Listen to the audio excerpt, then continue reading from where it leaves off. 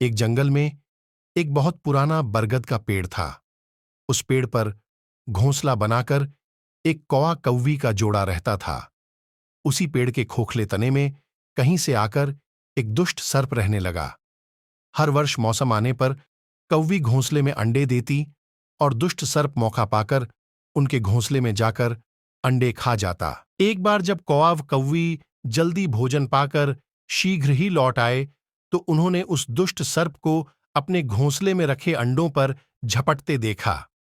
अंडे खाकर सर्प चला गया। कौवे ने कौवी को ढाढ़स बंधाया, प्रिय, हिम्मत रखो, अब हमें शत्रु का पता चल गया है, कुछ उपाय भी सोच लेंगे। कौवे ने काफी सोचा विचारा और पहले वाले घोंसले को छोड़ उससे काफी ऊपर टहनी पर घोंसला बनाया और कौवी से कहा, यहां हमारे अंडे सुरक्षित रहेंगे। हमारा घोंसला पेड़ की चोटी के किनारे निकट है और ऊपर आसमान में चील मंडराती रहती हैं। चील सांप की बैरी हैं। दुष्ट सर्प यहां तक आने का साहस नहीं कर पाएगा। कौवे की बात मानकर कौवी ने नए घोंसले में अंडे दिए, जिसमें अंडे सुरक्षित रहे और उनमें से बच्चे भी निकल आए। उधर सर्प उनका घोंसला खाली देखकर यह समझा कि उसके डर से कौवा कौवी शायद वहां से चले गए हैं, पर दुष्ट सर्प टोह लेता रहता था। उसने देखा कि कौवा कौवी उसी पेड़ से उड़ते हैं और लौटते भी वहीं हैं। उसे यह समझते देर नहीं लगी कि उन्होंने नया घोंसला उसी पेड़ पर ऊपर बना रखा है। एक दिन सर्प खोह से निकला और उसने कौओं का नया घोंसला खोज लिया। घोंसले में कौवा दंपति के 3 नवजात शिशु थे। दुष्ट सर्प उन्हें एक एक करके घपाघप निगल गया और अपने खोह में लौटकर डकारें लेने लगा। कौवा कौवी लौटे तो घोंसला खाली पाकर सन्न रह गए। घोंसले में हुई टूट फूट व नन्हे कौओं के कोमल पंख बिखरे देखकर वह सारा माजरा समझ गए। कौवी की छाती तो दुख से फटने लगी। कौवी बिलख उठी, तो क्या हर वर्ष मेरे बच्चे सांप का भोजन बनते रहेंगे? कौवा बोला, नहीं, ये माना कि हमारे सामने विकट समस्या है, पर यहां से भागना ही उसका हल नहीं है।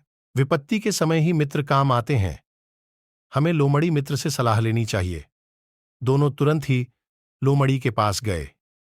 लोमड़ी ने अपने मित्रों की दुख भरी कहानी सुनी। उसने कौवा तथा कौवी के आंसू पोंछे। लोमड़ी ने काफी सोचने के बाद कहा, मित्रों, तुम्हें वह पेड़ छोड़कर जाने की जरूरत नहीं है। मेरे दिमाग में एक तरकीब है जिससे उस दुष्ट सर्प से छुटकारा पाया जा सकता है। लोमड़ी ने अपने चतुर दिमाग में आई तरकीब बताई। लोमड़ी की तरकीब सुनकर कौवा कौवी खुशी से उछल पड़े। उन्होंने लोमड़ी को धन्यवाद दिया और अपने घर लौट आए। अगले ही दिन योजना अमल में लानी थी।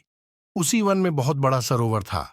उसमें कमल और नरगिस के फूल खिले रहते थे। हर मंगलवार को उस प्रदेश की राजकुमारी अपनी सहेलियों के साथ वहां जल क्रीड़ा करने आती थी। उनके साथ अंगरक्षक तथा सैनिक भी आते थे। इस बार राजकुमारी आई और सरोवर में स्नान करने जल में उतरी तो योजना के अनुसार कौवा उड़ता हुआ वहां आया। उसने सरोवर तट पर राजकुमारी तथा उसकी सहेलियों द्वारा उतार कर रखे गए कपड़ों व आभूषणों पर नजर डाली। कपड़े के ऊपर राजकुमारी का प्रिय हीरे व मोतियों का विलक्षण हार रखा था। कौवी ने राजकुमारी तथा सहेलियों का ध्यान अपनी ओर आकर्षित करने के लिए कांव कांव का शोर मचाया। जब सबकी नजर उसकी ओर घूमी तो कौवा राजकुमारी का हार चोंच में दबाकर ऊपर उड़ गया। सभी सहेलियां चीखीं, देखो देखो, वह राजकुमारी का हार उठाकर ले जा रहा है। कर सैनिकों ने ऊपर देखा तो सचमुच एक कौवा हार लेकर धीरे धीरे उड़ता जा रहा था। सैनिक उसी दिशा में दौड़ने लगे। कौवा सैनिकों को अपने पीछे लगाकर धीरे धीरे उड़ता हुआ उसी पेड़ की ओर ले आया। जब सैनिक कुछ ही दूर रह गए तो कौवे ने राजकुमारी का हार इस प्रकार गिराया कि वह सांप वाले खोह के भीतर जा गिरा। सैनिक दौड़कर खोह के पास पहुंचे। उनके सरदार ने खोह के भीतर झांका।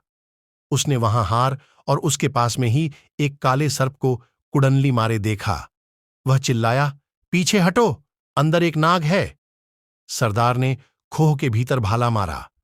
सर्प घायल हुआ और फुफकारता हुआ बाहर निकला। जैसे ही वह बाहर आया, सैनिकों ने भालों से उसके टुकड़े टुकड़े कर डाले।